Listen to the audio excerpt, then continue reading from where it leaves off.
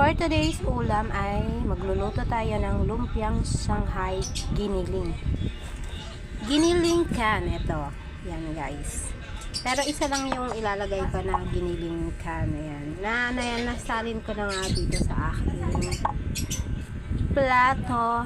Ayan, pinggan na giniling. Pero karamihan dito guys yung patatas, siniwa-hiwa ko, ginayat-gayat ko, sibuyas, bawang, carrots, yan o, overload, diba? Ang dami na. Pero ang giniling ay isang can lang, isang lata. Para sa susunod na gusto uli natin magkuha ng lumpiang Shanghai para easy na, diba, yung giniling na. Tapos, yan na yung wrapper. Tapos, yung cornstarch, harina, at isang egg. Halo pa natin itong isang egg dito sa giniling.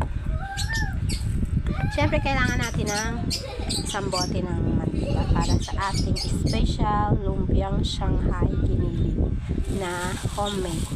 Kung gusto nyo ng sangkap na aji, tak, maglagay kayo ng swak lang na dami.